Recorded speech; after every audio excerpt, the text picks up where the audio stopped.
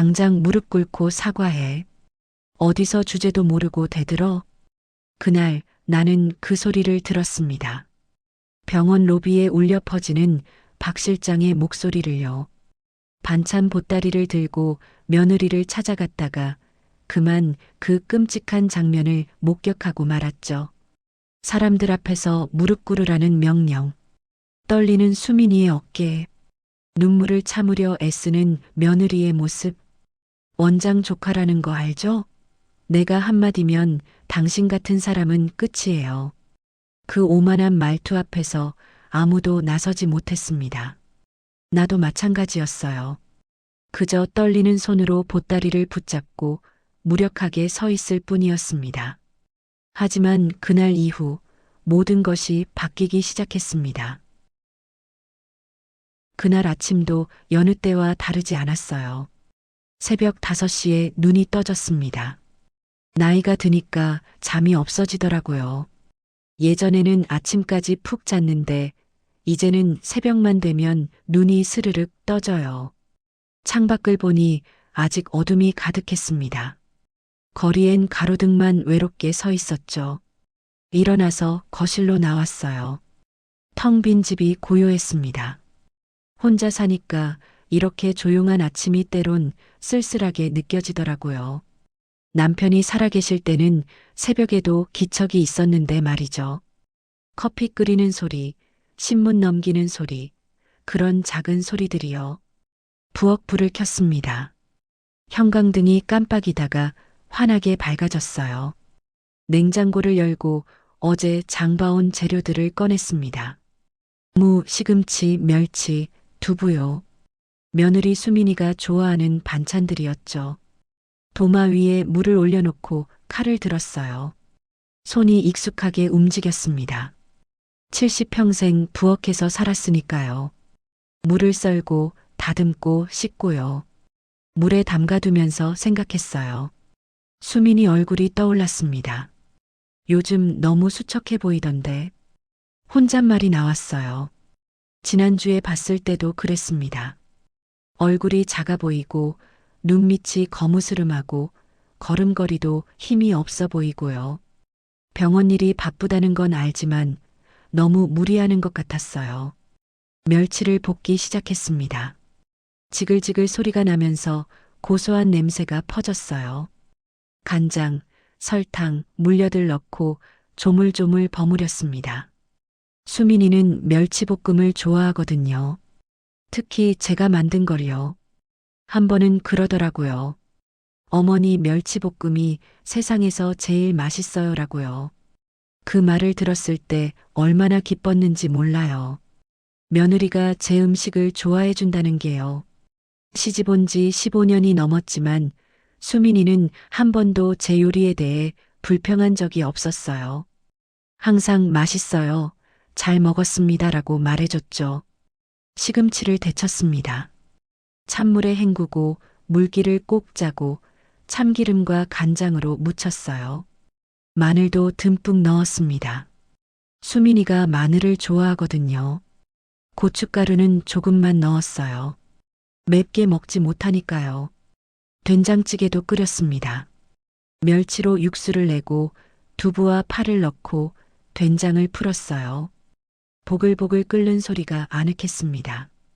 새벽 부엌의 온기가 마음을 편하게 해줬죠. 시계를 봤어요. 7시가 넘었더라고요.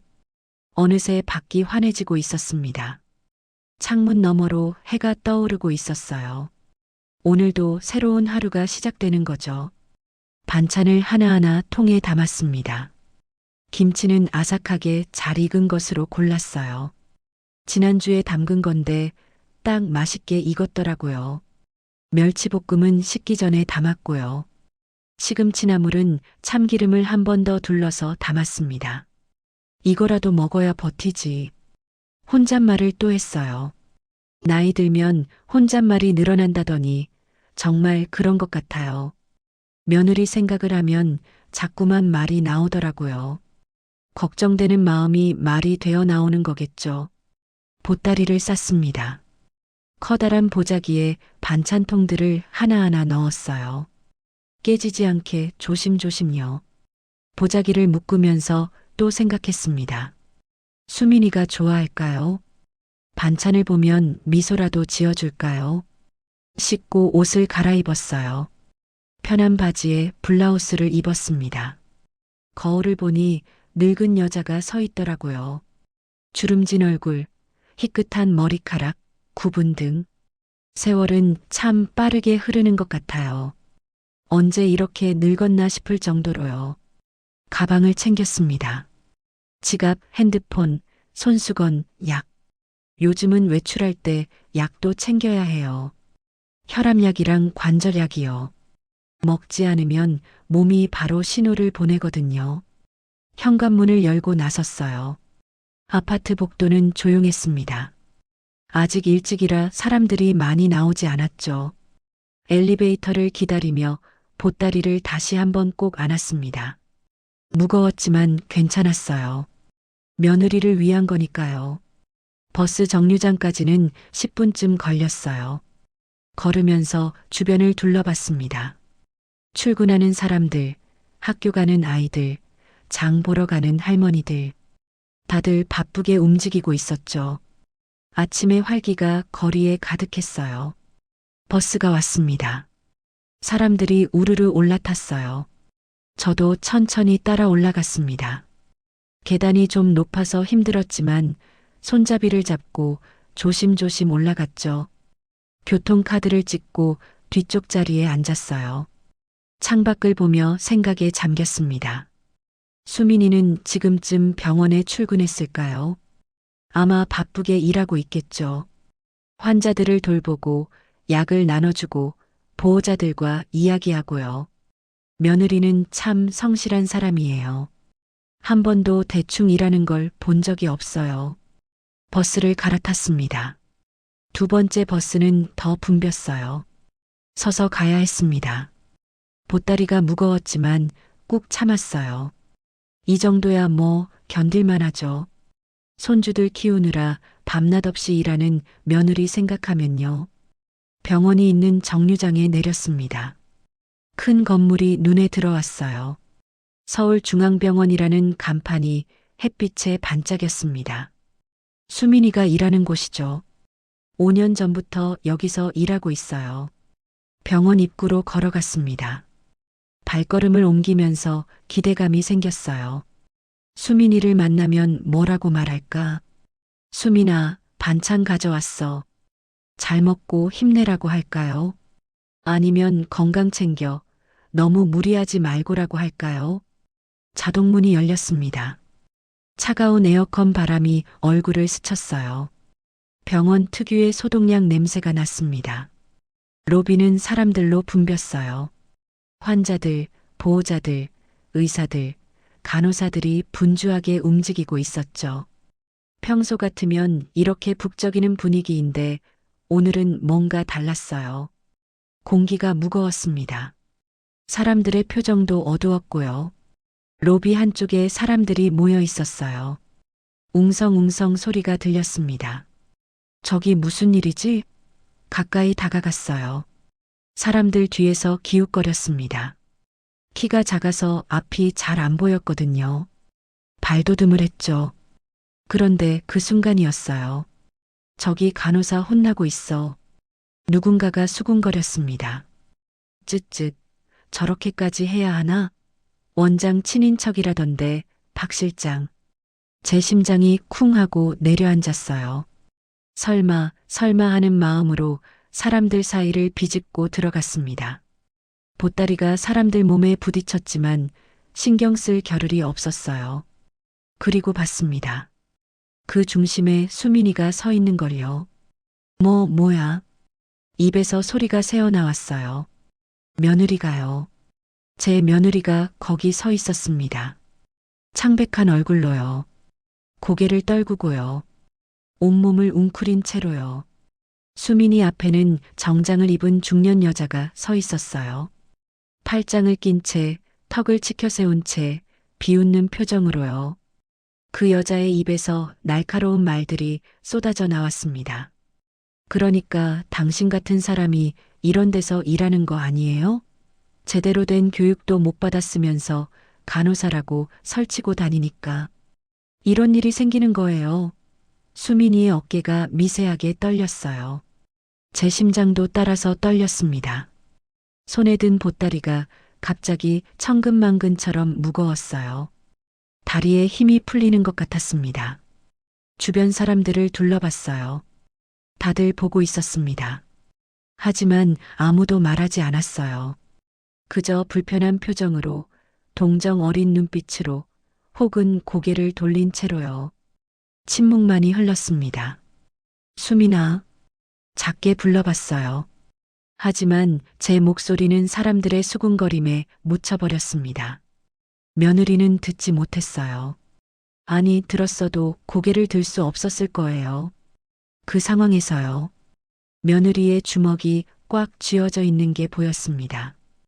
하얗게 질린 손등에 핏줄이 튀어나와 있었어요. 손톱이 손바닥을 파고들고 있는 것 같았죠. 얼마나 참고 있을까요? 얼마나 힘들까요? 내가 뭘 할 수 있을까?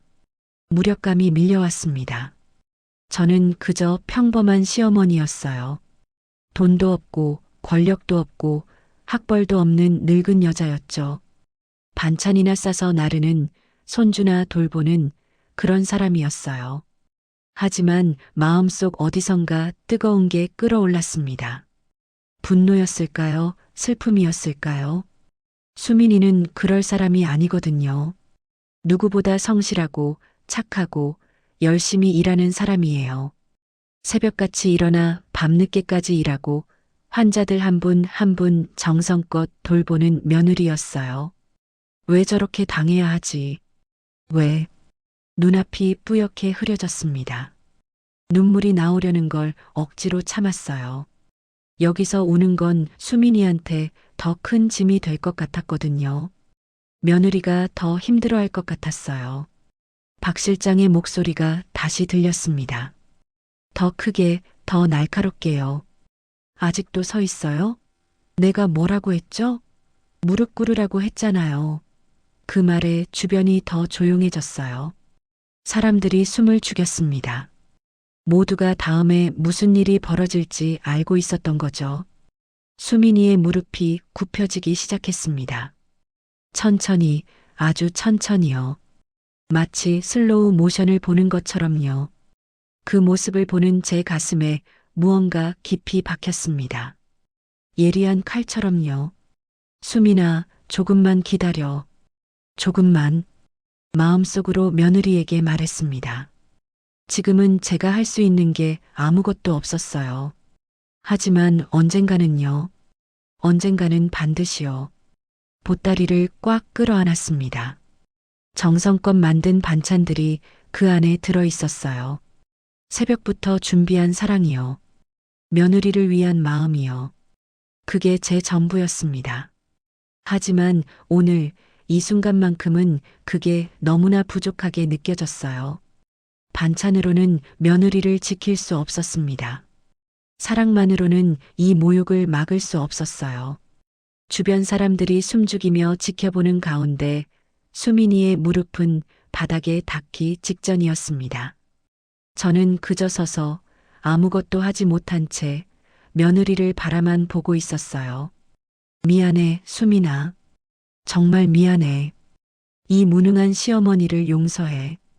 수민이의 무릎이 차가운 대리석 바닥에 닿는 순간을 저는 평생 잊지 못할 거예요. 그 소리가 들렸습니다. 둔탁한, 무거운, 슬픈 소리가요. 제 심장도 함께 바닥으로 떨어지는 것 같았어요. 주변이 너무 조용했습니다. 아까까지 웅성거리던 사람들도 모두 입을 다물었어요. 누구도 감히 말하지 못했습니다. 그저 숨죽인 채 이 광경을 지켜보고 있을 뿐이었죠. 고작 이 정도로 끝날 줄 알아요? 박 실장의 목소리가 로비에 퍼졌습니다. 차갑고 단호한 목소리였어요. 감정이라곤 찾아볼 수 없는 기계 같은 목소리였죠. 아니, 기계보다 더 차가웠어요. 적어도 기계는 사람을 모욕하지 않으니까요. 그 여자는 뾰족한 하이힐을 신은 발로 바닥을 탁탁 쳤습니다. 수민이 주위를 빙글빙글 돌면서요. 마치 사냥감을 노리는 맹수처럼요. 아니, 이미 잡은 먹잇감을 가지고 노는 것처럼요. 제대로 절을 하라고요. 고객님들께 똑바로 사과하라니까요. 목소리가 점점 커졌어요. 더 많은 사람들이 몰려들었습니다. 누군가는 핸드폰을 꺼내 들었어요. 사진을 찍는 건지 영상을 찍는 건지 모르겠지만요. 제 손이 저절로 움직였습니다. 그 사람한테 다가가서 핸드폰을 빼앗고 싶었어요. 하지만 발이 떨어지지 않았습니다. 수민이의 어깨가 더 심하게 떨렸어요. 온몸이 떨리고 있었습니다. 며느리의 입술이 파르르 떨리는 게 여기서도 보였어요. 말을 하려는 것 같았어요. 사과를 하려는 것 같았죠. 하지만 목소리는 나오지 않았습니다. 목이 메어버린 거예요. 왜 대답이 없어요? 귀머거리예요? 벙어리예요? 박 실장이 한 발짝 더 다가섰습니다. 수민이의 머리 위에 그림자가 드리워졌어요. 며느리의 고개가 더 깊이 숙여졌습니다. 등이 굽었어요. 마치 세상의 모든 무게를 짊어진 것처럼요. 죄송합니다. 겨우 나온 목소리였습니다. 가늘고 떨리는 금방이라도 끊어질 것 같은 목소리였어요. 제가 아는 수민이의 목소리가 아니었습니다. 며느리는 원래 밝고 명랑한 목소리를 가졌거든요. 웃을 때 종달새처럼 맑은 목소리를요. 하지만 지금은 그 목소리를 찾아볼 수 없었어요. 주변 사람들이 웅성거렸습니다. 너무하네, 저건. 공개적으로 저렇게까지 해야 하나. 쯧쯧 안 됐어라. 젊은 사람이. 간호사라는 사람이 도대체 무슨 잘못을 했길래. 하지만 그뿐이었어요. 수군거림만 있었지 행동은 없었습니다. 누구도 나서지 않았어요. 저도 마찬가지였죠. 발이 땅에 뿌리 내린 것처럼 움직이지 않았어요. 옆에 서 있던 할머니가 제 팔을 툭 쳤습니다. 저 사람이 누구요? 제 며느리예요. 대답하면서 목이 메었어요. 어머나, 그럼 뭐하고 계시오? 가서 말리든지 해야지. 할머니가 안타까운 표정으로 말했어요. 하지만 저는 고개를 저을 수밖에 없었습니다. 어떡해요? 저 같은 사람이 어떻게. 에휴, 그래도 며느리가 저렇게 당하는데. 할머니도 한숨을 쉬었어요. 더 이상 말하지 않았습니다. 알고 있었던 거죠. 제가 나선다고 해서 달라질 게 없다는 걸요. 목소리가 왜 그래요? 모기 소리보다 작은데? 다시 해요. 제대로요. 박 실장이 허리를 숙여 수민이 얼굴 가까이 대고 말했습니다. 숨소리까지 느껴질 거리였어요. 그 모습에 분노가 치밀어 올랐습니다. 주먹을 꽉 쥐었어요. 손톱이 손바닥을 파고들었지만 아프지 않았습니다. 이 분노에 비하면 그 통증은 아무것도 아니었어요. 다시 해요. 크게요. 모두가 들을 수 있게요. 수민이가 천천히 고개를 들었습니다. 눈가가 붉게 충혈되어 있었어요. 울지 않으려고 애쓰는 게 보였습니다. 입술을 깨물고 눈을 깜빡이고 숨을 참으면서요. 제 가슴이 찢어지는 것 같았어요. 죄송합니다. 제가 잘못했습니다. 목소리에 힘을 주려고 애썼어요. 하지만 끝이 떨렸습니다.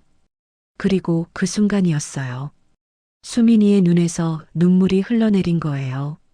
처음엔 한 방울이었습니다. 그 다음엔 두 방울이요. 그리고 연이어 눈물이 뺨을 타고 흘러내렸어요. 대리석 바닥에 떨어진 눈물방울이 작은 얼룩을 만들었습니다. 하나, 둘, 셋, 넷. 얼룩이 점점 커졌어요. 아니야, 울면 안 돼.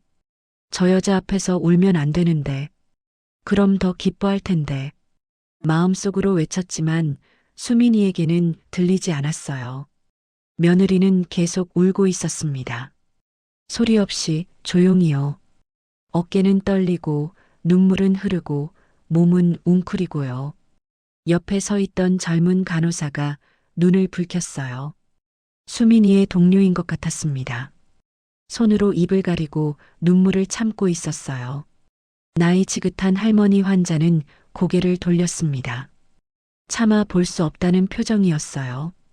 누구도 이 광경을 똑바로 보지 못했습니다. 보기 좋네요. 이제야 좀 사람 같네요. 박 실장이 비웃었습니다. 입꼬리를 올리고 팔짱을 끼고 고개를 끄덕이면서요. 그 표정이, 그 태도가 너무나 오만하고 잔인했어요. 사람을 사람으로 보지 않는 것 같았습니다. 이제 알았어요? 여기서 누가 주인인지, 누가 갑이고 누가 을인지. 내 말 한마디면 당신 같은 사람은 언제든지 쫓겨날 수 있다는 거. 알겠어요? 수민이가 고개를 끄덕였습니다. 힘없이 작게요. 마치 줄이 끊어진 인형처럼요. 대답은 제대로 해요. 고개만 끄덕이지 말고요. 네, 알겠습니다. 목소리가 완전히 죽어 있었어요. 생기라곤 찾아볼 수 없었습니다. 그냥 순종하는 기계 같은 목소리였어요. 제 며느리가 아닌 것 같았습니다. 박 실장이 만족스러운 듯 입꼬리를 올렸어요. 그리고 주변 사람들을 천천히 둘러보며 말했습니다. 다들 잘 보셨죠? 이렇게 교육을 시켜야 정신을 차려요. 요즘 젊은 것들이 버릇이 없어서 이렇게라도 가르쳐야 합니다. 특히 돈도 없고 백도 없는 사람들은요. 몇몇 사람들이 어색하게 고개를 끄덕였어요. 대부분은 그저 침묵했습니다. 어떤 이는 발을 옮겨 자리를 떴어요. 더 이상 보고 싶지 않다는 듯이요. 저는 그 모든 얼굴들을 하나하나 기억했습니다. 이 순간을요. 이 치욕의 순간을요. 수민이가 천천히 일어났어요. 무릎을 짚고 비틀거리며요. 다리에 힘이 없어 보였습니다. 한참을 그렇게 일어서려 애쓰다가 겨우 몸을 일으켰어요. 얼굴은 새하얗게 질려 있었고 눈은 충혈되어 빨갰습니다. 뺨에는 눈물 자국이 선명했어요. 그 모습을 보는 것만으로도 숨이 막혔습니다. 가서 일이나 해요. 오늘 야근 확정이니까 각오하세요. 그리고 내일까지 사과문 써서 제출하고요. 박 실장이 손을 휘저으며 말했습니다. 마치 벌레를 쫓는 것처럼요. 수민이는 대답도 하지 못했어요. 그저 고개만 숙인 채 비틀거리며 걸어갔습니다. 그러다 저와 눈이 마주쳤어요. 잠깐이었습니다. 1초도 안 되는 짧은 순간이었죠. 하지만 그 순간 수민이의 눈에서 본 것은 수치심과 절망이었어요. 어머니, 이런 모습 보지 말았어야 하는데 라는 말이 눈빛에 담겨 있었습니다. 며느리는 재빨리 고개를 돌리고 사람들 사이로 사라졌어요. 저는 그 자리에 서서 한참을 움직이지 못했습니다. 사람들이 하나둘 흩어졌어요. 박 실장도 허리를 쭉 펴고 어딘가로 걸어갔습니다. 다시 일상으로 돌아가는 거죠. 마치 아무 일도 없었던 것처럼요. 손에 든 보따리가 천근만근같이 무거웠어요. 아니, 제 마음이 무거웠습니다. 이 반찬을 언제, 어떻게 전해줘야 할까요? 지금 찾아가면 수민이가 더 힘들어 할까요? 내가 왜 아무것도 못했을까? 자책감이 밀려왔습니다. 후회가 밀려왔어요. 분노가 밀려왔습니다. 여러 감정이 한꺼번에 몰려와서 가슴을 짓눌렀어요. 천천히 발걸음을 돌렸습니다. 병원 밖으로 나섰어요. 햇빛이 눈부셨습니다. 하지만 그 빛이 따뜻하게 느껴지지 않았어요. 그저 차갑고 쓸쓸했습니다. 버스 정류장으로 걸어가면서 계속 뒤를 돌아봤어요. 수민이가 나올까 싶어서요. 하지만 며느리는 나오지 않았습니다. 저 안에서, 차가운 병원 안에서 홀로 견디고 있을 거예요. 버스에 올라타 창가에 앉았습니다. 보따리를 무릎 위에 올려놓았어요.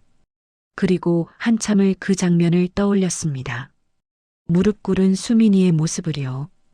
떨리던 어깨를요. 흐르던 눈물을요. 언젠가는 마음속 깊은 곳에서 무언가 단단해지는 걸 느꼈습니다. 분노가 결심이 의지가요. 정확히 뭔지는 몰라도 뜨거운 무언가가 제 안에서 타오르기 시작했어요. 언젠가는 반드시 이 모욕을 반드시 갚아줄 거야. 집으로 돌아오는 길 내내 수민이 생각뿐이었어요. 버스 창밖으로 스쳐 지나가는 풍경이 눈에 들어오지 않았습니다. 평소에는 좋아하던 거리의 풍경도, 가로수도, 상점들도 오늘은 아무 의미가 없었어요. 머릿속에는 박 실장의 그 오만한 얼굴만 맴돌았습니다. 돈 없는 사람은 찍소리도 못해. 박 실장이 수민이를 향해 내뱉었던 말이 자꾸만 귓가를 맴돌았어요. 로비에 모여있던 사람들 앞에서 대놓고 한 말이었습니다. 부끄러운 줄도 모르고요. 아니, 부끄러운 게 아니라 자랑스러워하는 것 같았어요. 원장님 조카라는 거 알죠? 내가 여기서 하라는 대로 안 하면 당장 짐 싸야 돼요. 병원이 이것뿐인 줄 알아요? 의료계가 얼마나 좁은데. 내가 한마디만 하면 당신 같은 사람 어디 가서도 발붙일 데 없어요. 의료계에서 완전히 매장당할 겁니다. 그 말을 들었을 때 주변 직원들의 표정을 저는 봤어요. 겁에 질린 얼굴들이었습니다. 눈치만 보던 모습들이었죠. 누구도 감히 박 실장한테 대들지 못했어요. 권력이란 게 이렇게 무서운 거구나. 그때 깨달았습니다. 현관문을 열고 들어섰어요. 텅 빈 집이 유난히 쓸쓸하게 느껴졌습니다. 신발을 벗으면서 한숨이 나왔어요. 보따리를 부엌 식탁에 내려놓았습니다. 정성껏 만든 반찬들이 그대로 들어 있었어요. 수민이한테 전해주지도 못한 채로요. 즉, 의자에 털썩 주저앉았습니다. 온몸에 힘이 쭉 빠지는 것 같았어요. 오늘 본 광경이 자꾸만 되살아났습니다. 눈을 감아도 눈을 떠도 그 장면이 보였어요. 박 실장이 수민이를 내려다보며 했던 말들이 계속 귓가에 맴돌았습니다. 당신 아들 대학 등록금 낼 돈이나 있어요? 남편 월급이 얼만데 여기서 이렇게 나와요? 생각 좀 하고 살아요. 가족 굶기기 싫으면 고분고분하게 일이나 하라고요. 돈 이야기였어요. 결국 모든 게 돈이었습니다. 가진 자와 못 가진 자요. 권력 있는 자와 없는 자요. 그 차이가 한 사람을 무릎 꿇게 만들었던 거예요. 한 사람의 존엄을 짓밟았던 겁니다. 이 병원 건물이 누구 건물인 줄 알아요? 원장님 재산이에요. 그러니까 원장님 친인척인 저는 여기서 왕이에요. 내가 원장님한테 한마디만 하면 이 병원 자체가 문 닫을 수도 있다고요. 그럼 당신네들 다 길거리로 나앉는 거예요. 허풍이 아니었어요. 실제로 그럴 수 있다는 걸 다들 알고 있었거든요. 그래서 더 무서웠던 거예요. 박 실장의 권력은 그냥 빈말이 아니었습니다. 진짜 힘이 있었던 거죠. 부엌으로 가서 물을 한 잔 따라 마셨어요. 손이 떨렸습니다. 컵을 잡는 손이 바들바들 떨려서 물이 흘러내렸어요. 컵을 내려놓으며 창밖을 바라봤습니다. 해가 기울고 있었어요. 긴 그림자들이 아파트 복도에 드리워졌죠. 수민이는 지금 뭐 하고 있을까? 야근한다고 했잖아요.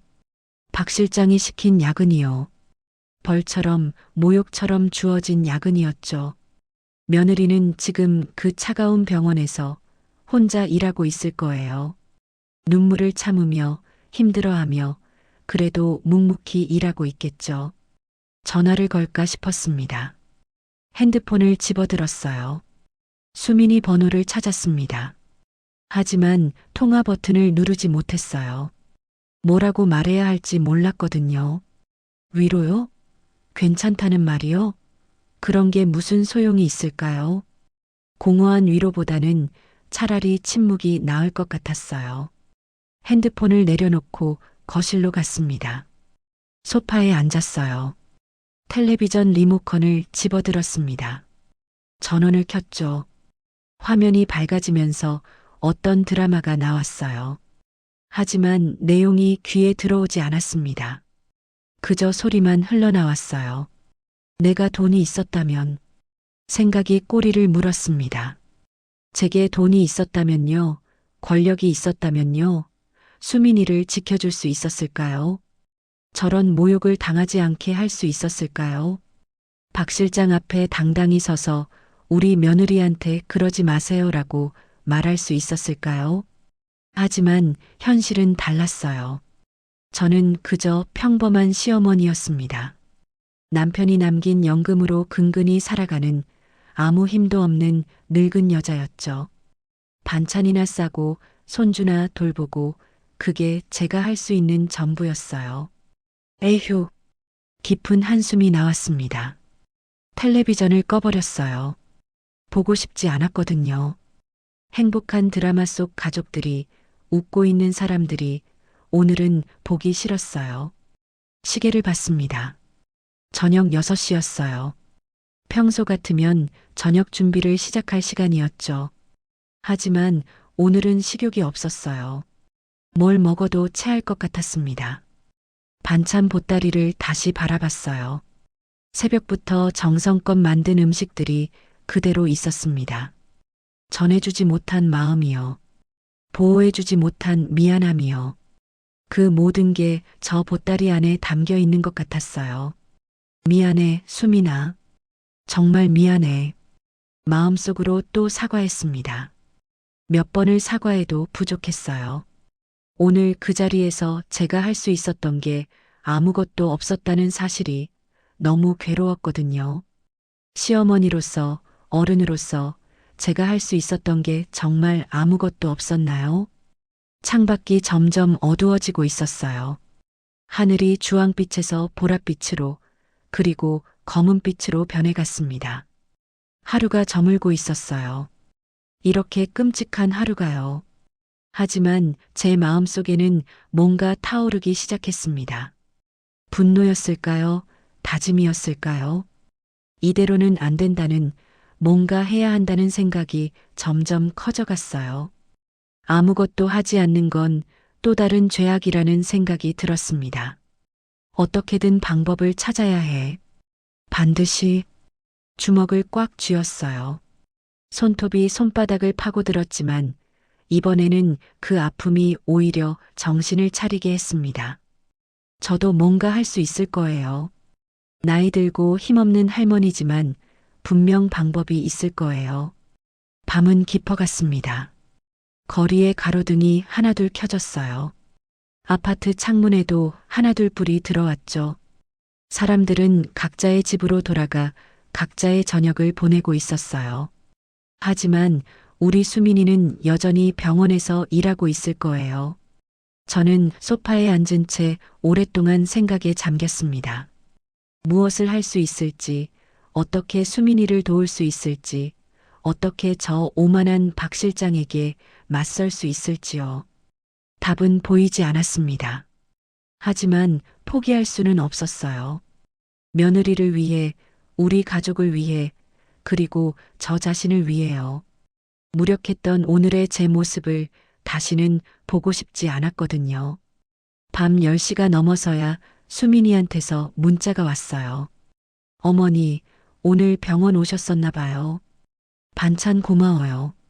내일 받으러 갈게요. 늦어서 죄송해요. 문자를 읽으며 눈물이 났습니다. 며느리는 그 힘든 상황에서도 저를 걱정하고 있었던 거예요. 미안하다고, 죄송하다고 말하고 있었어요. 잘못한 게 없는데도요. 괜찮아. 천천히 와. 몸 조심하고. 짧게 답장을 보냈습니다. 더 이상 뭐라고 말할 수가 없었어요. 핸드폰을 내려놓고 또 한참을 앉아 있었습니다. 그날 밤 저는 거의 잠들지 못했어요. 눈을 감으면 오늘의 장면이 떠올랐고, 눈을 뜨면 천장만 보였고, 그렇게 밤을 지새웠습니다. 무력함과 분노와 슬픔이 뒤섞인 긴긴 밤이었어요. 다음 날 아침 잠을 설쳤습니다. 수민이 생각에 밤새 뒤척였거든요. 1시간 자고 깨고 또 1시간 자고 깨고 그렇게 밤을 보냈어요. 새벽 4시쯤 됐을 때 완전히 잠이 깨버렸습니다. 더 이상 눈이 감기지 않더라고요. 창밖을 보니 아직 어둠이 가득했어요. 거리엔 가로등만 외롭게 서 있었습니다. 이른 새벽의 고요함이 집안을 가득 채우고 있었죠. 평소 같으면 이 시간이 평온하게 느껴졌을 텐데 오늘은 그 고요함이 답답하게만 느껴졌어요. 침대에서 일어났습니다. 거실로 나왔어요. 소파에 앉아 멍하니 시간을 보냈습니다. 시계를 보니 5시가 됐더라고요. 평소 일어나는 시간이었죠. 하지만 오늘은 아무것도 하고 싶지 않았어요. 그래도 뭐라도 해야지. 혼잣말을 하며 몸을 일으켰습니다. 가만히 앉아 있으면 어제 일만 생각나니까요.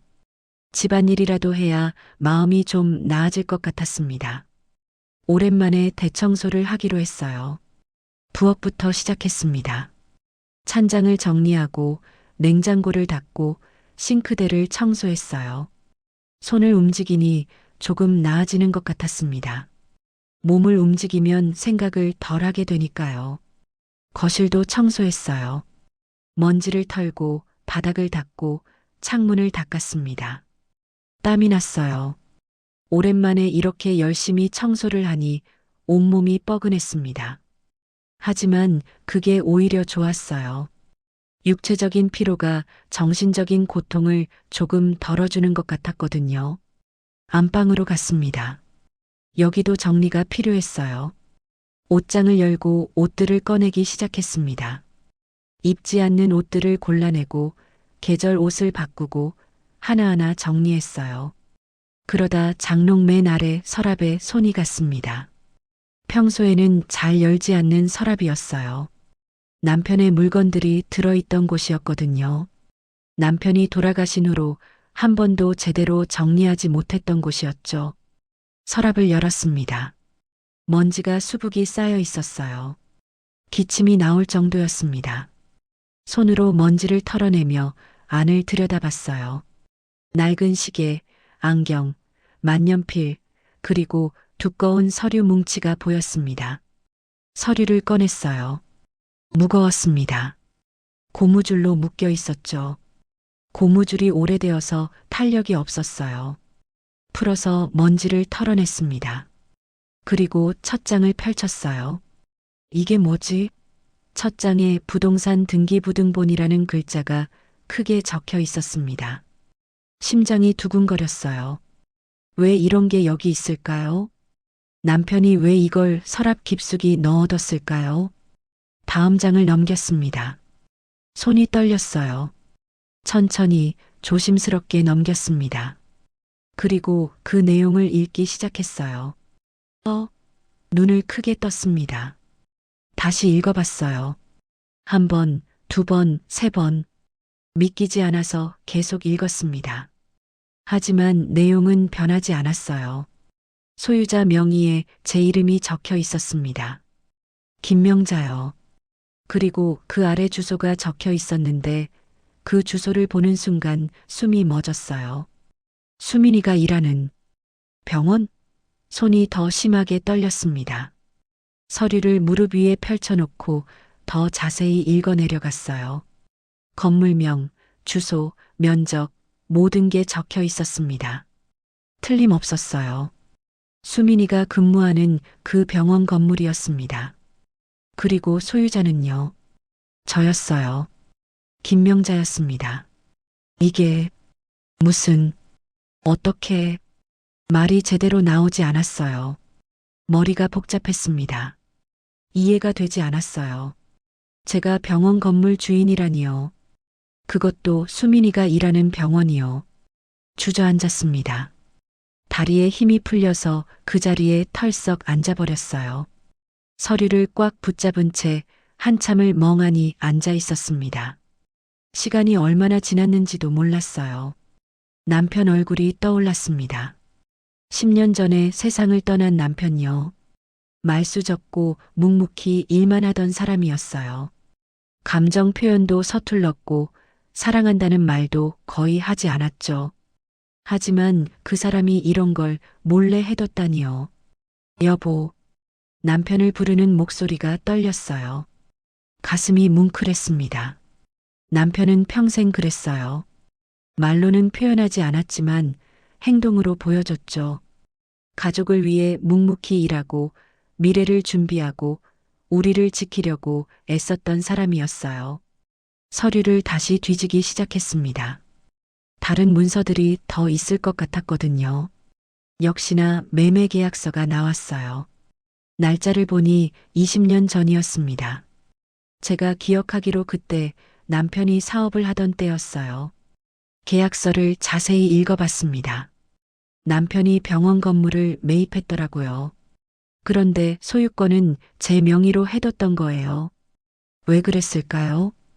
왜 본인 명의가 아니라 제 명의로요? 더 뒤지다가 작은 메모지를 발견했습니다. 남편의 필체였어요. 그 익숙한 글씨체를 보는 순간 눈물이 핑 돌았습니다. 손글씨가 조금 떨려 있었지만 분명히 알아볼 수 있었어요. 메모지를 펼쳤습니다. 그리고 천천히 읽기 시작했어요. 여보, 우리 식구들 앞날을 위해서 혹시 모를 일에 대비해서 당신 명의로 해놨소. 나중에 필요하면 쓰시오. 내가 없어도 이게 당신과 아이들을 지켜줄 거요. 미안하오. 말로 표현 못해서. 하지만 당신 알아주겠지. 손으로 입을 막았습니다. 울음이 터질 것 같았어요. 눈물이 주르륵 흘러내렸습니다. 가슴이 뜨거웠어요. 너무 뜨거워서 터질 것 같았습니다. 남편이 얼마나 깊이 생각했을까요? 얼마나 우리를 걱정했을까요? 아무 말 없이 혼자 고민하고 혼자 결정하고 우리 미래를 준비해뒀던 거예요. 만약의 사태를 대비해서요. 고마워요, 여보. 정말 고마워요. 서류를 가슴에 안았습니다. 남편의 온기가 느껴지는 것 같았어요. 20년이나 지난 서류였지만 그 안에 담긴 사랑은 여전히 따뜻했습니다. 20년 전 건강할 때 미리 준비해둔 선물이었던 거죠. 한참을 그렇게 앉아 울었어요. 슬픔도 있었고, 고마움도 있었고, 그리움도 있었고, 여러 감정이 뒤섞여 있었습니다. 남편이 보고 싶었어요. 고맙다고 말하고 싶었고, 사랑한다고 말하고 싶었어요.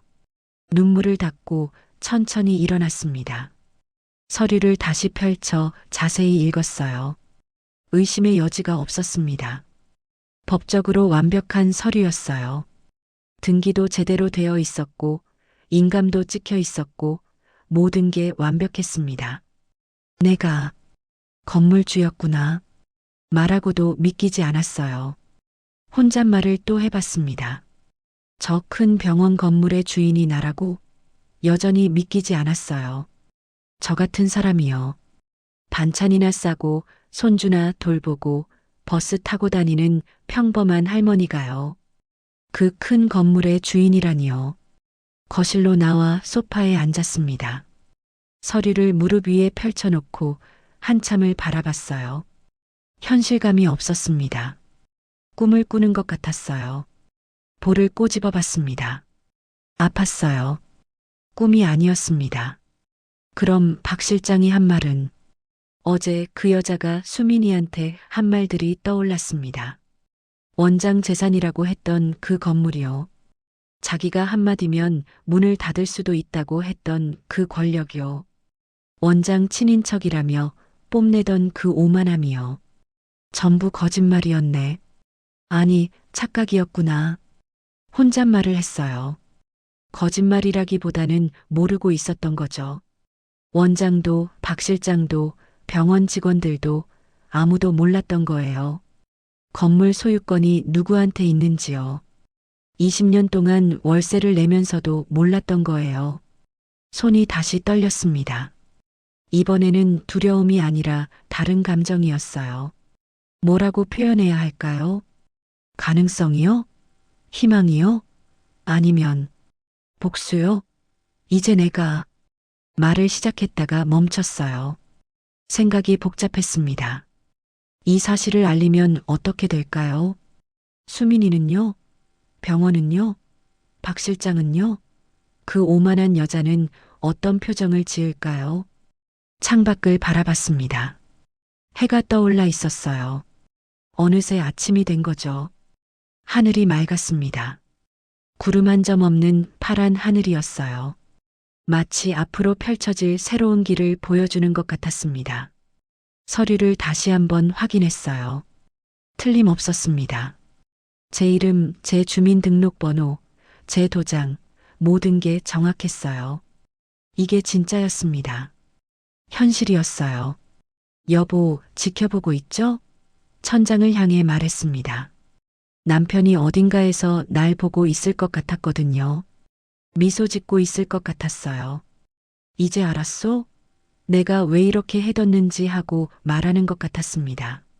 심호흡을 크게 했어요. 가슴속 깊이 공기를 들이마셨습니다. 폐가 가득 차는 게 느껴졌어요. 그리고 천천히 내쉬었습니다. 긴장이 조금 풀리는 것 같았어요. 마음이 조금씩 정리됐습니다. 두려움은 여전했어요. 떨림도 여전했고요. 하지만 그 안에 단단한 무언가가 생겼습니다. 결심이랄까요? 용기랄까요? 해야 한다는 의무감이랄까요? 이제 어떻게 해야 하지? 계획을 세워야 했어요. 신중하게, 차근차근요. 무작정 달려들면 안 됐습니다. 생각을 정리하고, 준비를 하고, 그래야 했어요. 수민이를 위해서요. 우리 가족을 위해서요.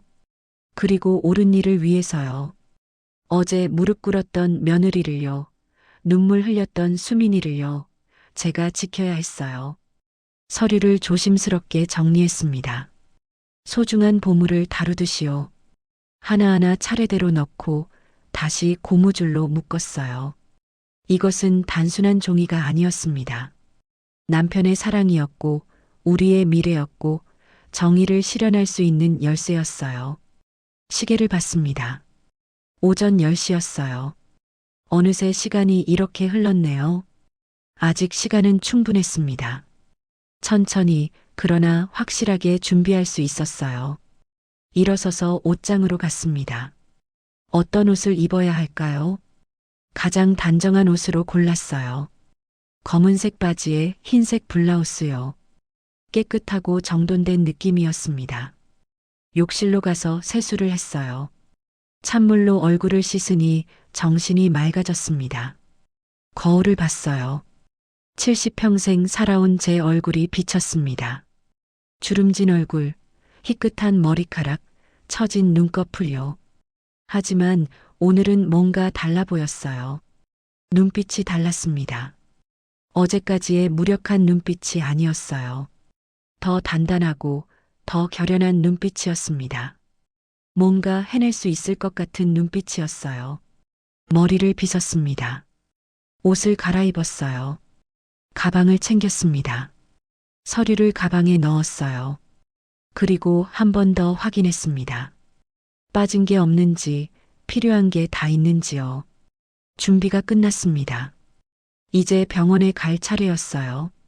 이번에는 반찬 보따리가 아니라 이 서류를 들고요. 이번에는 무력한 시어머니가 아니라 건물주로서요. 자, 이제 시작이야. 혼잣말을 했습니다. 목소리에 힘을 주었어요. 떨리지만 나서야 했습니다. 무섭지만 해야 했어요. 현관문 손잡이를 잡았습니다. 잠깐 멈칫했어요. 정말로 갈까요? 정말로 괜찮을까요? 마지막으로 한 번 더 망설였습니다. 하지만 수민이 얼굴이 떠올랐어요. 무릎 꿇었던 모습이요. 눈물 흘리던 모습이요. 그 기억이 저를 움직이게 했습니다. 문을 열었습니다. 그리고 밖으로 나섰어요. 되돌릴 수 없는 첫걸음을요. 엘리베이터를 타고 내려가면서 계속 심호흡을 했어요. 들이마시고 내쉬고 들이마시고 내쉬고요. 심장이 너무 빠르게 뛰었습니다. 귀에서 쿵쿵거리는 소리가 들렸어요. 제 심장 소리였습니다. 1층에 도착했어요. 엘리베이터 문이 열렸습니다. 복도를 걸어 나갔어요. 한 걸음 한 걸음이 무거웠습니다. 마치 발에 무거운 추를 단 것 같았어요. 아파트 밖으로 나왔습니다. 햇빛이 눈부셨어요. 손으로 눈을 가렸습니다. 하늘은 여전히 맑았죠. 구름이 천천히 흘러가고 있었습니다. 세상은 평화로워 보였어요. 하지만 제 마음은 폭풍우가 몰아치고 있었습니다. 버스 정류장으로 걸어갔어요. 평소보다 걸음이 느렸습니다. 다리가 무거웠거든요. 가방을 든 손도 떨렸고요. 매 걸음마다 망설여졌습니다. 정말 갈까? 그냥 돌아갈까? 유혹이 계속 왔어요. 집으로 돌아가서 없던 일로 하면 편할 것 같았습니다. 서류는 다시 장롱에 넣고 평범하게 살면 될 것 같았어요. 수민이는 언젠가 그 병원을 그만둘 테고, 그럼 이 일도 잊혀질 거고요. 하지만 발은 계속 앞으로 나아갔습니다. 몸이 먼저 움직였어요. 마음이 결정하기 전에요. 발이 저절로 버스 정류장을 향하고 있었습니다. 정류장에 도착했어요. 의자에 앉았습니다. 가방을 무릎 위에 올려놓고 꽉 안았어요. 이 안에 든 서류가 모든 걸 바꿀 거예요. 제 인생을요, 수민이 인생을요, 우리 가족의 삶을요. 버스가 왔습니다.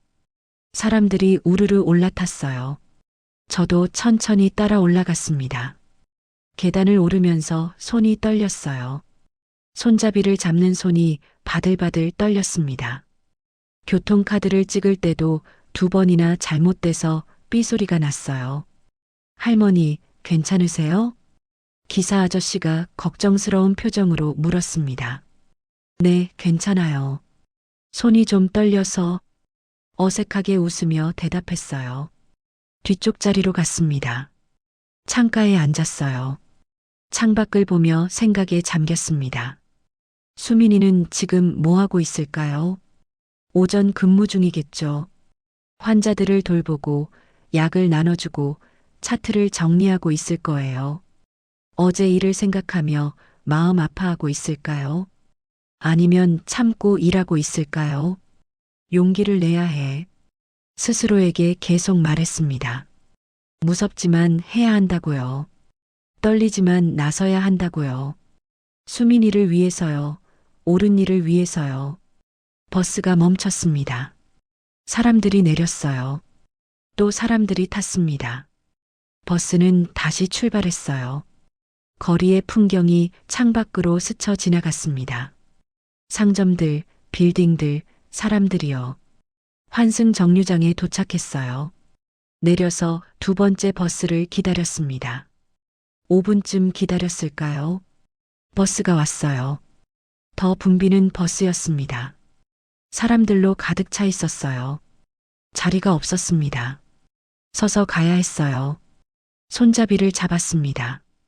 가방은 한 손으로 꽉 붙잡았고요. 버스가 덜컹거릴 때마다 몸이 흔들렸습니다. 가방을 더 세게 안았어요. 절대 놓쳐서는 안 되는 가방이었으니까요. 병원이 있는 정류장이 가까워졌습니다.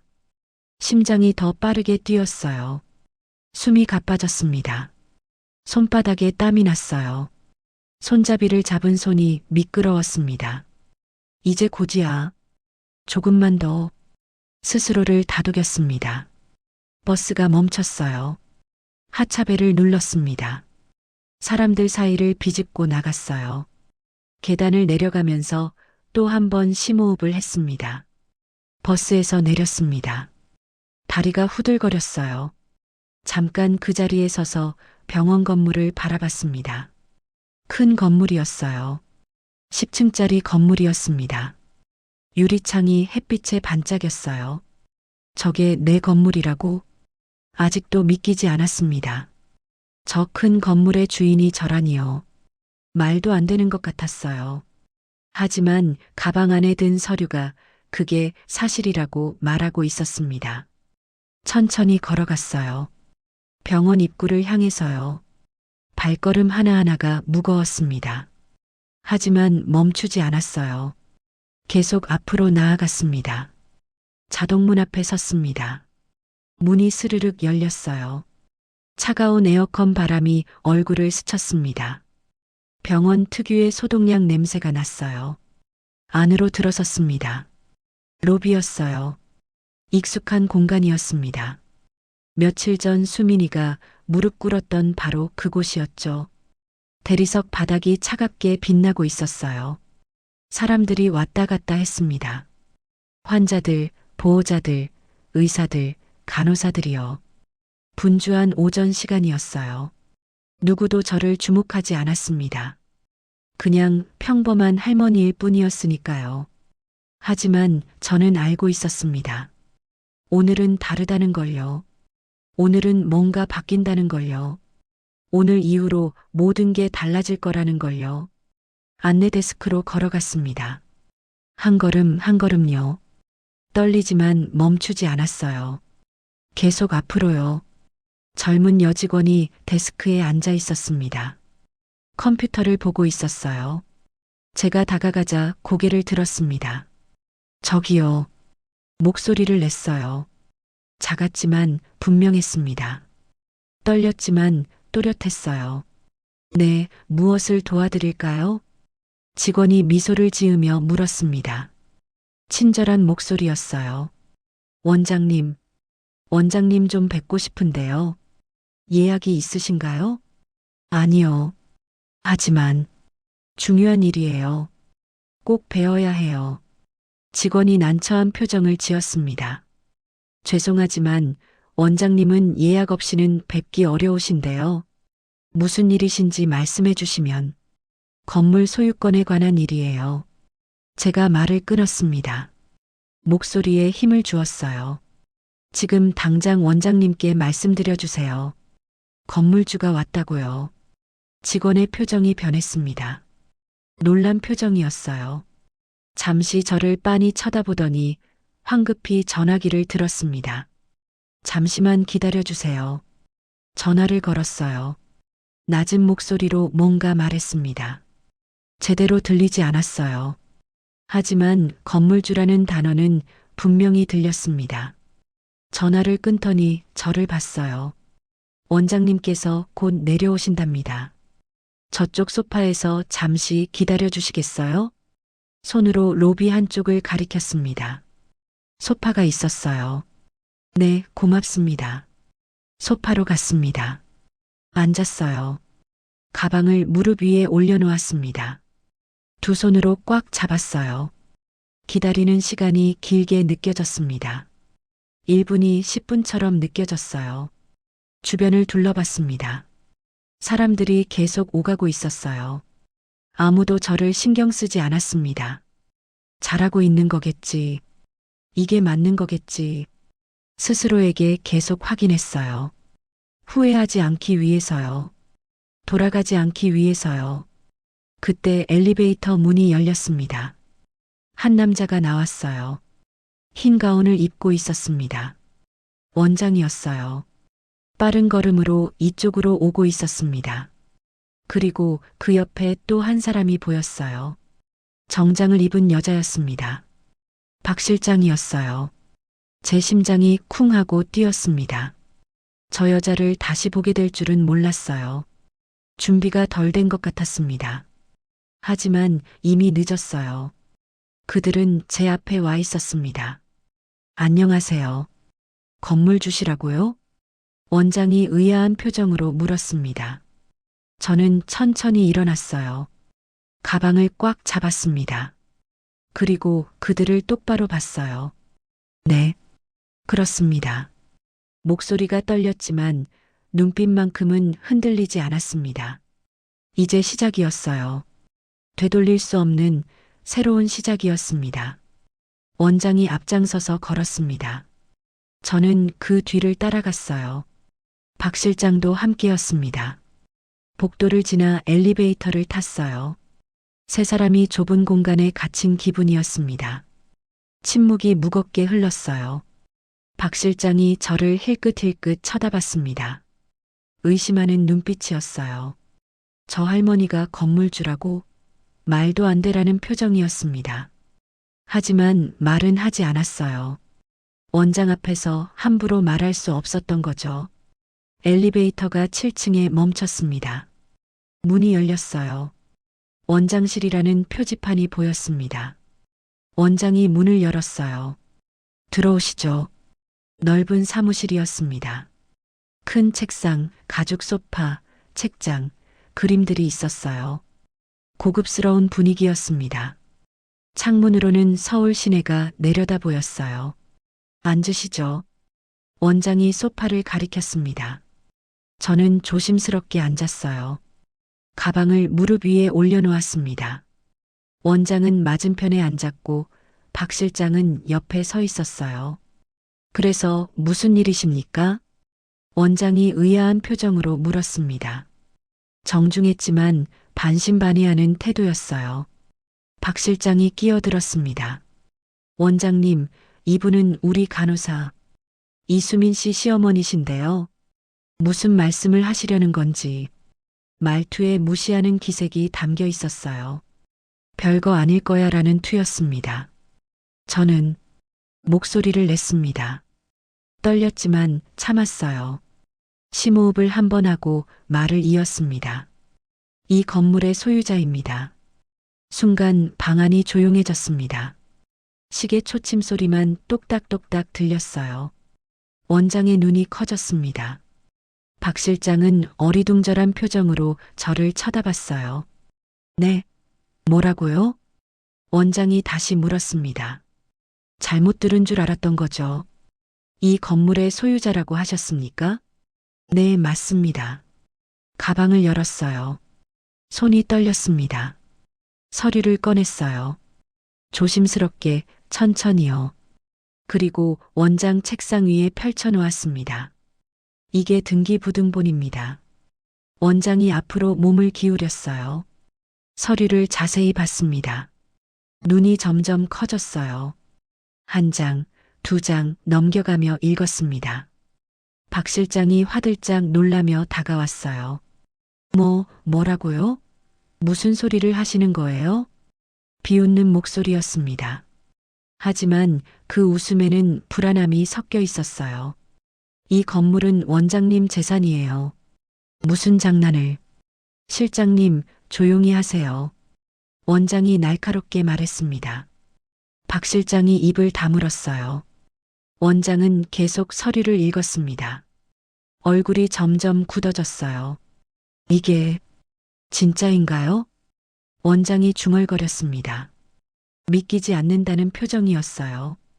박 실장이 재빨리 서류를 빼앗아 봤습니다. 급하게 읽기 시작했어요.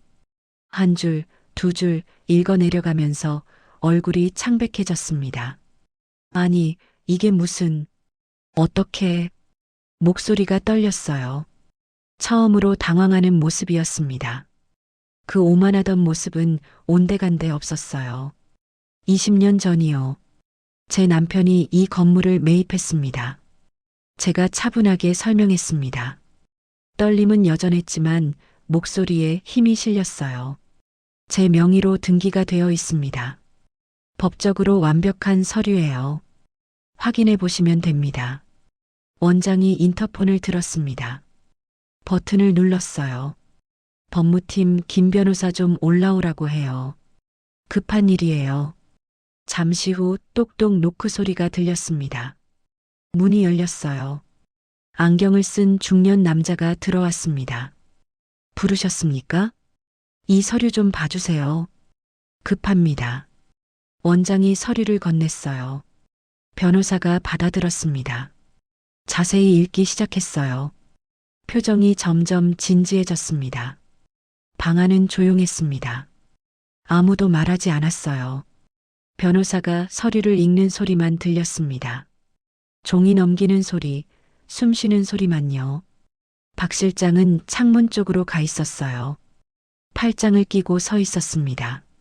손이 떨리는 게 보였어요. 원장은 책상에 앉아 변호사를 쳐다보고 있었습니다. 10분쯤 지났을까요? 변호사가 고개를 들었습니다. 원장님, 네. 이 서류는 진짜입니다. 법적으로 하자가 없습니다. 원장의 얼굴이 완전히 굳어졌습니다. 입술이 파르르 떨렸어요. 확실합니까? 네. 등기번호를 확인해 봤는데 실제로 이 건물은 김명자 씨 명의로 되어 있습니다. 20년 전부터요. 박 실장이 비틀거렸습니다. 의자를 붙잡고 간신히 서 있었어요. 얼굴이 새하얗게 질렸습니다. 그럴 리가 없어요. 실장님, 원장이 차갑게 말했습니다. 조용히 하세요. 변호사가 나갔습니다. 문이 닫혔어요. 다시 세 사람만 남았습니다. 침묵이 흘렀어요. 무거운 침묵이었습니다. 그렇다면 원장이 입을 열었습니다. 목소리가 떨렸어요. 저희가 지금까지 내던 월세는 네, 제 계좌로 입금되고 있었습니다. 준비해온 통장을 꺼냈습니다. 펼쳐서 보여줬어요. 매달 입금되던 내역이 찍혀 있었습니다. 20년치의 기록이요. 다만 남편이 관리하다가 돌아가신 후에는 자동이체로 계속 들어왔어요. 저는 이 건물이 어딘지도 몰랐습니다. 최근에야 서류를 발견하고 알게 됐어요. 거짓말이었습니다. 하지만 부드러운 목소리로 자연스럽게 말했어요. 원장이 깊은 한숨을 쉬었습니다. 등받이에 몸을 기댔어요. 한참을 천장만 쳐다봤습니다. 그렇군요. 박 실장을 봤습니다. 그 여자는 완전히 넋이 나가 있었어요. 입술이 파르르 떨리고 손이 바들바들 떨리고 온몸이 떨리고 있었습니다. 그럼 이제부터 제가 말을 이었습니다. 월세를 올리려고 합니다. 원장이 저를 봤어요. 당황한 표정이었습니다. 시세에 맞춰서요. 20년 동안 한 번도 안 올렸으니까요. 건물 관리비도 제대로 청구하고요. 계약서를 다시 작성해야겠습니다. 그건 물론 급하게 올리지는 않을 겁니다. 합리적인 선에서 협의하죠. 원장의 얼굴이 조금 밝아졌어요. 안도하는 표정이었습니다. 감사합니다. 그렇게 해주시면. 그리고 제 목소리가 차가워졌습니다. 박 실장을 똑바로 봤어요. 며칠 전 제 며느리한테 한 일 기억하시죠? 박 실장의 얼굴이 더 하얗게 질렸습니다. 저는 무릎 꿇고 사과하라고 하셨죠. 공개적으로요. 사람들 앞에서요. 그건 말을 더듬었습니다. 변명을 찾으려 했지만 나오지 않았어요. 이제는 당신 차례입니다. 짧게 말했습니다. 단호하게, 명확하게요. 박 실장이 뒤로 물러섰습니다. 원장을 봤어요. 도와달라는 눈빛이었습니다. 하지만 원장은 고개를 돌렸어요. 실장님, 원장이 무거운 목소리로 말했습니다. 어르신께 사과드리세요. 원장님, 저는 지금 당장요. 원장의 목소리가 더 차가워졌습니다. 박 실장이 떨리는 몸으로 제 앞에 섰습니다. 고개를 숙였어요. 하지만 무릎을 꿇지는 않았습니다. 죄송합니다. 작은 목소리였습니다. 제대로 하세요. 제가 말했습니다. 며느리한테 시킨 것처럼요. 무릎 꿇고요. 박 실장의 눈에 눈물이 고였습니다. 입술을 깨물었어요. 온몸이 떨렸습니다. 천천히, 아주 천천히 무릎이 굽혀지기 시작했습니다. 며칠 전 수민이가 그랬던 것처럼요. 똑같이요. 무릎이 바닥에 닿았습니다. 둔탁한 소리가 났어요. 박 실장이 고개를 숙였습니다. 떨리는 목소리로 말했어요. 죄송합니다. 정말 죄송합니다. 오만함은 온데간데 없었습니다. 그저 두려움과 굴욕만 남아 있었어요. 며칠 전 수민이의 모습과 똑같았습니다.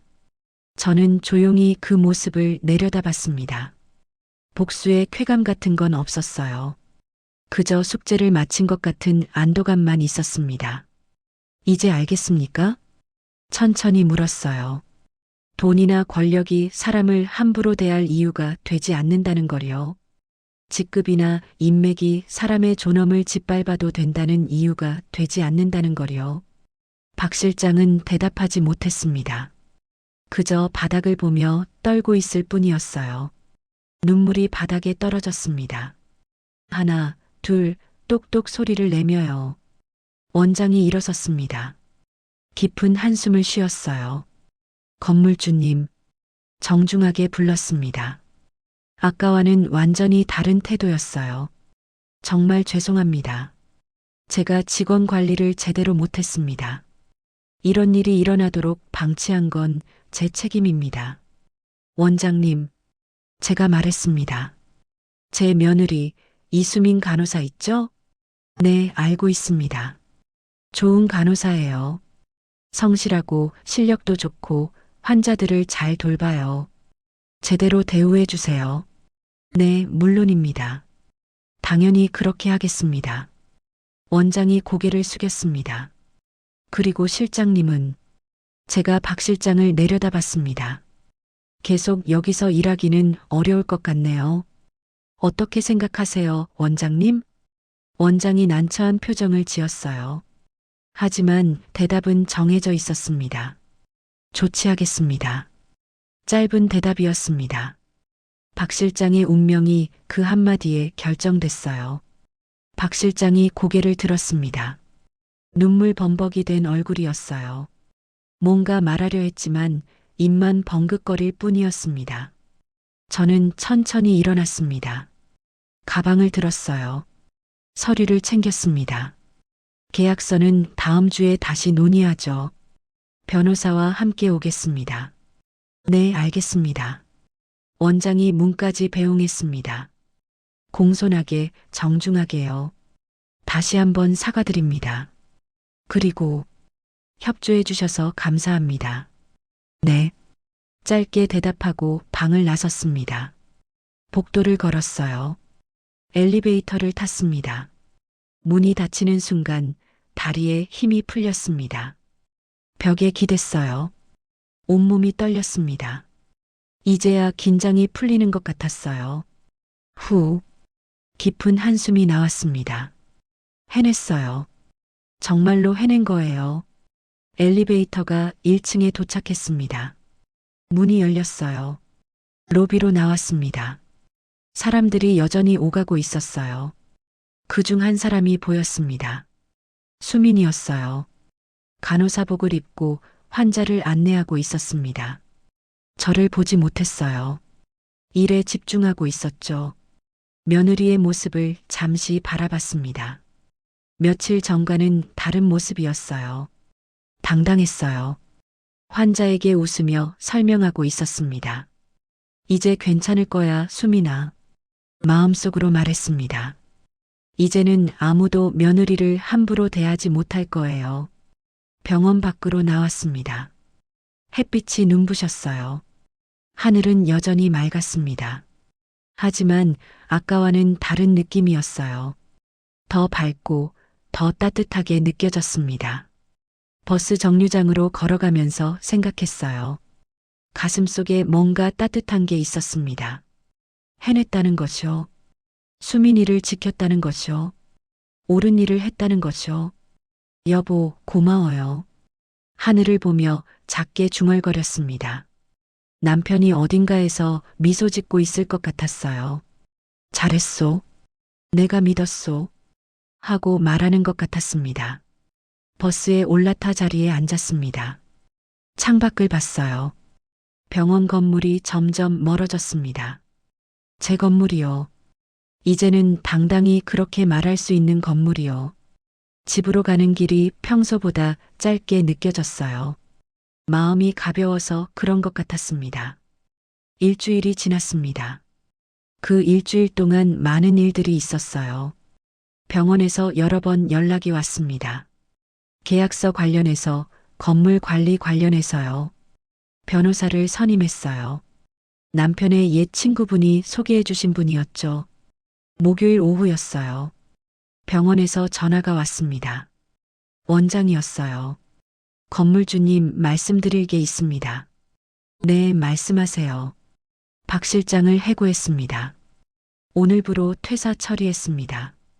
잠시 침묵이 흘렀어요. 그리고 의료계 협회에도 보고했습니다. 직원 인권 침해 건으로요. 앞으로 다른 병원에서도 관리직으로 일하기는 어려울 겁니다.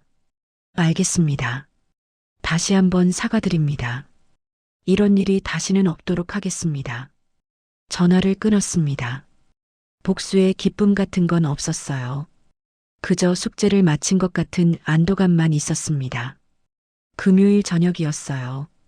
현관 초인종이 울렸습니다. 문을 열었어요. 수민이가 서 있었습니다. 오랜만에 밝은 얼굴이었어요. 손에는 꽃다발을 들고 있었죠. 어머니, 수민이가 제 손을 잡았습니다. 따뜻한 손이었어요. 정말 고맙습니다. 어떻게 그런 일을. 들어와. 밖에서 서 있지 말고 거실로 안내했어요. 소파에 앉혔습니다. 수민이는 꽃다발을 식탁에 놓고 다시 제 손을 잡았어요. 어머니가 건물 주셨다는 걸 정말 몰랐어요. 나도 최근에야 알았어. 웃으며 대답했습니다. 내 아버지가 몰래 준비해 두신 거야. 우리 가족을 지키려고. 수민이의 눈에 눈물이 맺혔습니다. 하지만 이번엔 슬픈 눈물이 아니었어요. 기쁨과 감사의 눈물이었습니다. 박 실장이 해고됐어요. 오늘 짐 싸서 나갔대요. 그렇구나. 병원 분위기가 완전히 달라졌어요. 다들 저한테 잘해주시고 원장님도 승진 제안을 하셨어요. 승진? 네, 수간호사로요. 그리고 수민이가 잠시 망설이다 말을 이었습니다. 대형 병원에서도 연락이 왔어요. 강남에 있는 큰 병원인데 조건이 정말 좋대요. 연봉도 지금보다 훨씬 높고 복지도 좋고요. 그래. 가슴이 뿌듯했습니다. 며느리가 받아야 할 대우를 이제야 받게 된 거죠. 어떻게 할 거야? 고민 중이에요. 지금 병원도 좋아졌지만 새로운 시작도 해보고 싶고요. 내가 원하는 대로 해. 어떤 선택을 하든 어머니는 응원할게. 감사합니다, 어머니. 수민이가 저를 안아줬습니다. 따뜻한 포옹이었어요. 오랜만에 느끼는 온기였습니다. 괜찮아. 등을 토닥여줬어요. 당연한 일을 한 것뿐이야.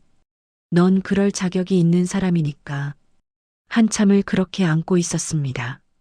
며느리의 어깨가 예전보다 단단해진 것 같았어요. 더 이상 움츠러든 모습이 아니었습니다. 저녁을 같이 먹었습니다. 오랜만에 웃음소리가 가득한 식탁이었어요. 손주들도 나중에 합류했습니다. 아빠가 데려왔죠. 할머니, 손주들이 달려왔어요. 안아줬습니다. 엄마가 오늘 웃어요. 막내가 소리쳤습니다. 천진난만한 목소리였어요. 엄마가 예전처럼 웃어요. 그래, 다행이다. 손주의 머리를 쓰다듬었습니다. 이제 계속 웃을 거야. 저녁 식사를 준비했어요. 수민이가 도와줬습니다. 부엌에서 둘이 나란히 서서 요리를 했어요. 어머니와 며느리가 함께하는 따뜻한 시간이었습니다. 어머니, 수민이가 팔을 썰면서 말했어요. 그런데 건물주라는 걸 어떻게 아셨어요? 장롱 정리하다가 우연히 서류를 발견했어. 아버님이. 그래. 내 아버지가 우리 가족을 지켜주려고 미리 준비해 두신 거야. 수민이가 잠시 손을 멈췄습니다. 먼 곳을 바라보는 표정이었어요. 아버님, 정말 대단하신 분이셨어요. 그렇지. 말은 없었지만 항상 우리를 생각하셨지. 둘 다 잠시 말이 없었습니다. 시아버지를, 남편을 생각하는 시간이었어요. 앞으로 잘 될 거야. 제가 먼저 말을 꺼냈습니다. 넌 좋은 사람이고 실력도 있어. 어디를 가든 인정받을 거야. 당당하게 살면 돼. 네, 어머니. 수민이가 고개를 끄덕였습니다. 눈빛이 달라져 있었어요. 더 단단하고 더 자신감 있는 눈빛이었습니다. 며칠 전의 무기력한 모습은 어디에도 없었어요. 식사를 마치고 거실에 모였습니다. 온 가족이 함께 앉아 이야기를 나눴어요. 손주들은 숙제 이야기를 했고, 사위는 회사 이야기를 했고, 수민이는 병원 이야기를 했습니다. 평범한 가족의 평범한 저녁이었어요. 하지만 그 평범함이 얼마나 소중한지 깨달았습니다. 함께 웃고 이야기하고 시간을 보낼 수 있다는 게요. 건배. 사위가 잔을 들었습니다. 아이들은 주스로, 어른들은 차로 건배했어요. 장모님 덕분에 우리 가족이 다시 웃게 됐습니다. 정말 감사합니다. 할머니 최고. 손주들이 소리쳤습니다. 그 말에 모두가 웃었어요. 따뜻한 웃음이었습니다. 할머니가 뭐 한 게 있니? 너희 엄마가 잘해서 그런 거지. 겸손하게 말했지만 마음속으로는 뿌듯했어요. 아니에요, 어머니. 수민이가 고개를 저었습니다. 어머니가 아니었으면 전 계속 그렇게 살았을 거예요. 모욕당하고 참고 숨죽이고 살았을 거예요. 용기 내주셔서 감사합니다. 가슴이 뭉클했습니다. 제가 한 일은 당연한 일이었는데 이렇게 고마워하다니요. 우리 다 같이 행복하게 살자. 제가 말했습니다.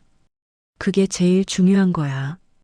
돈이나 권력이나 그런 게 아니라 함께 웃을 수 있다는 게. 모두가 고개를 끄덕였습니다. 깊이 공감하는 표정들이었어요. 그날 밤 가족들이 돌아간 후 혼자 앉아 창밖을 봤습니다. 별이 빛나고 있었어요. 맑은 밤하늘에 수많은 별들이 반짝이고 있었습니다. 여보, 우리 해냈어요. 별을 보며 말했습니다. 수민이도 이제 웃어요. 손주들도 행복해요. 우리 가족 다 잘 지내고 있어요. 다 당신 덕분이에요. 바람이 불었습니다. 차가운 밤바람이었지만 따뜻하게 느껴졌어요. 남편의 손길 같았습니다. 머리를 쓰다듬는 것 같았어요. 며칠 후 월요일이었습니다. 수민이한테서 문자가 왔어요. 어머니, 결정했어요. 대형 병원으로 가기로 했어요. 새로운 시작을 하고 싶어요. 어머니가 주신 용기로 더 큰 세상에 도전해 보려고요. 문자를 읽으며 미소 지었습니다. 잘 결정한 것 같았어요. 잘 생각했어. 어디서든 잘할 거야. 화이팅! 답장을 보냈습니다. 그 주 목요일 수민이의 새 직장 첫 출근 날이었습니다. 아침 일찍 우리 집에 들렀어요. 축하 선물을 준비해뒀습니다. 작은 행운의 부적이었어요. 잘 다녀와. 현관에서 배웅했습니다. 네, 어머니. 다녀오겠습니다. 수민이의 뒷모습이 당당했어요.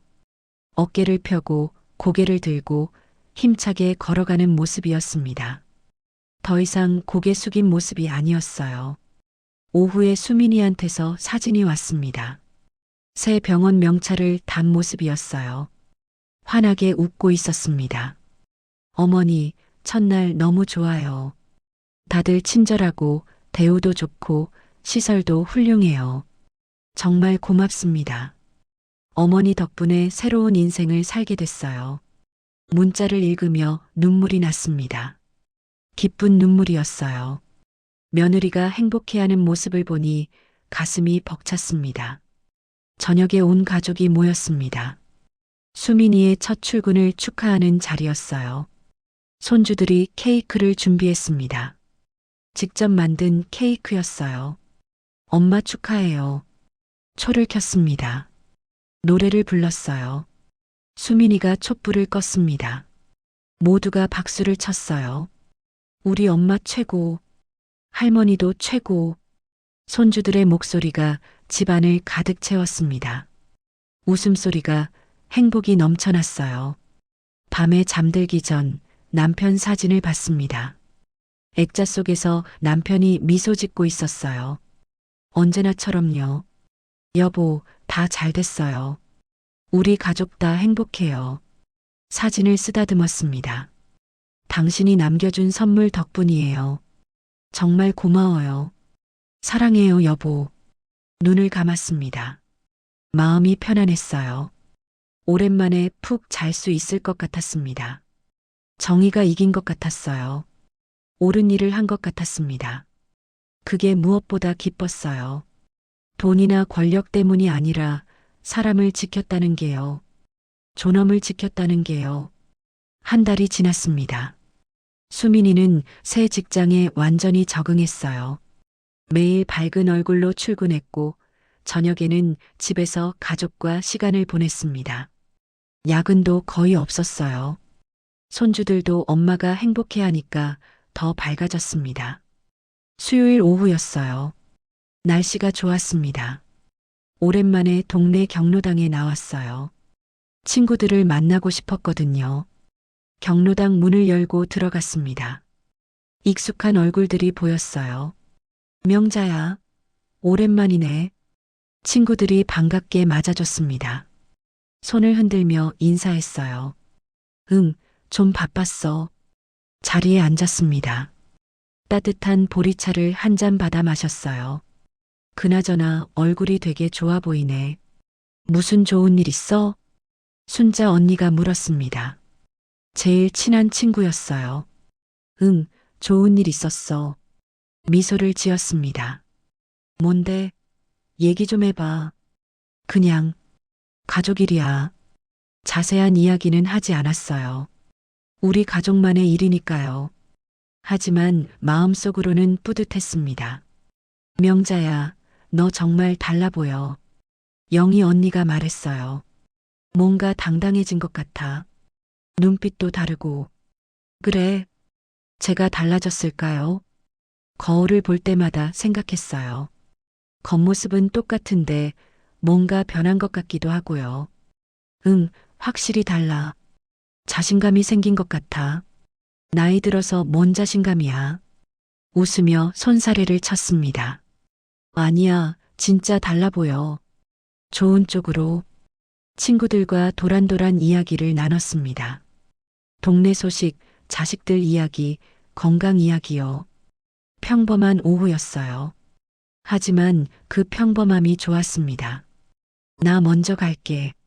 장 봐야 해서 1시간쯤 있다가 일어났습니다. 그래, 또 와. 응, 자주 올게. 경로당을 나왔습니다. 시장으로 갔어요. 저녁 반찬을 사러요. 시장은 사람들로 북적였습니다. 생선 가게, 야채 가게, 과일 가게를 둘러봤어요. 신선한 재료들을 샀습니다. 할머니, 오늘 고등어 싱싱해요. 생선 가게 아주머니가 소리쳤습니다. 그래요? 하나 주세요. 네, 큰 걸로 드릴게요. 친절한 목소리였어요.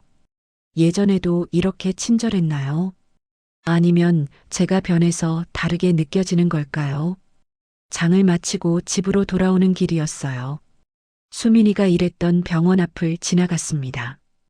이제는 며느리가 없는 곳이지만 한번 둘러보고 싶었어요. 로비를 지나가는데 몇몇 간호사들이 저를 알아봤습니다. 눈이 마주쳤어요. 안녕하세요, 건물주님. 공손하게 인사했습니다. 허리를 숙여서요. 아, 네. 안녕하세요. 손을 흔들며 답례했습니다. 오늘도 좋은 하루 보내세요. 네, 고마워요. 당신들도요. 이상한 기분이었어요. 건물주라는 타이틀이 주는 힘 같은 게 있었습니다. 사람들이 저를 다르게 대하는 게 느껴졌어요. 하지만 동시에 깨달았습니다. 중요한 건 타이틀이 아니라는 걸요. 진짜 중요한 건 용기였어요. 당당함이었습니다. 옳은 일을 할 수 있는 마음이었어요. 집에 도착했습니다. 장바구니를 부엌에 내려놓았어요. 남편 사진 앞으로 갔습니다. 향을 피웠어요. 여보, 이제야 알 것 같아요. 사진을 바라보며 말했습니다. 당신이 왜 이 건물을 제 명의로 해뒀는지요. 남편은 대답하지 않았지만 저는 계속 말했어요. 돈이나 권력 때문이 아니었죠. 제가 필요할 때 당당할 수 있게 해주려던 거였죠. 누구한테도 굽히지 않고 제 식구를 지킬 수 있게요. 눈물이 날 것 같았습니다. 하지만 이번엔 슬픈 눈물이 아니었어요. 고마워요, 여보. 덕분에 전 용기를 배웠어요. 나이 들어서도 배울 게 있다는 걸 알았어요. 창밖을 봤습니다. 해가 지고 있었어요. 노을이 아름다웠습니다. 주황빛과 분홍빛이 하늘을 물들이고 있었어요. 구름도 노을빛으로 물들어 있었습니다. 이제 시작이야. 마음속으로 생각했습니다. 수민이의 새 출발도 우리 가족의 새로운 시작도요. 그리고 저 자신의 새로운 시작도요. 전화벨이 울렸습니다. 수민이었어요. 어머니, 목소리가 들떠 있었습니다. 무슨 일이야? 저 오늘 칭찬받았어요. 부서장님이 직접요. 그래, 뭐라고 하시던데? 환자 케어를 정말 잘한다고요. 경력이 짧은데도 베테랑 같다고요. 다른 간호사들 교육도 맡아달래요. 목소리에 기쁨이 가득했습니다. 잘했네, 수민아. 네, 정말 기뻐요. 여기 와서 너무 잘한 것 같아요. 당연하지. 넌 원래 잘하잖아. 실력이 있으니까. 어머니 덕분이에요. 어머니가 용기 주셔서 이런 기회를 잡을 수 있었어요. 아냐, 내 실력이야. 내가 노력한 거고, 내가 잘한 거야. 잠시 침묵이 흘렀습니다. 어머니, 응? 사랑합니다. 가슴이 뭉클했습니다. 며느리가 이런 말을 하는 게 흔치 않았거든요. 나도 사랑해, 수민아. 많이. 이번 주말에 온 가족이 외식하러 가요. 제가 쏠게요. 그래. 좋지. 네. 그럼 이따 뵐게요. 전화를 끊고 나서 한참을 그 자리에 서 있었습니다. 행복했어요. 정말로 행복했습니다. 저녁을 준비하며 생각했어요. 인생에서 정말 중요한 게 뭘까요? 돈이요? 권력이요? 지위요? 아니었습니다. 가족이었어요. 사랑하는 사람들이었습니다. 그들을 지키는 것이었죠. 그리고 그러기 위해서는 용기가 필요했어요. 용기는 두렵지 않은 게 아니었습니다. 두려워도 나아가는 거였어요. 떨려도 맞서는 거였습니다. 옳은 일 앞에서 물러서지 않는 거였어요. 나도 할 수 있었어. 70평생 살면서 처음 느끼는 감정이었습니다. 자신감이랄까요? 자부심이랄까요? 나이가 많아도 힘이 없어도 학벌이 없어도요. 할 수 있다는 걸 배웠어요. 밥상을 차리며 혼잣말을 했습니다. 오늘도 좋은 하루였어. 정말 그랬어요. 평범한 하루였지만 행복한 하루였습니다. 친구들을 만나고 장을 보고 며느리한테 전화를 받고요. 작은 일상들이 모여서 행복을 만드는 거였어요. 저녁을 먹고 텔레비전을 봤습니다. 드라마가 나왔어요. 재미있었습니다. 예전 같으면 혼자 보는 게 쓸쓸했을 텐데 오늘은 괜찮았어요. 밤이 깊어갔습니다. 별들이 하나둘 빛나기 시작했어요. 창문을 열고 밤바람을 맞았습니다. 시원했어요. 상쾌했습니다. 마치 새로운 시작을 알리는 것 같았어요. 새로운 계절이, 새로운 인생이 시작되는 것 같았습니다. 여보, 잘 자요. 별을 보며 말했습니다. 우리 내일도 좋은 하루 보내요. 함께요. 별빛이 반짝였습니다. 남편이 대답하는 것 같았어요. 그럽시다. 함께요. 하고요. 눈을 감았습니다. 오늘 하루가 주마등처럼 스쳐 지나갔어요. 수민이의 밝은 목소리, 손주들을 생각하는 마음, 친구들과의 담소, 저녁 준비, 남편과의 대화요. 모두 소중한 순간들이었습니다. 평범하지만 특별한 순간들이었어요. 나는 행복해. 마지막으로 그렇게 생각하며 침대에 누웠습니다. 당당함은 거창한 게 아니었어요. 그저 내 사람들을 지키는 것이었습니다.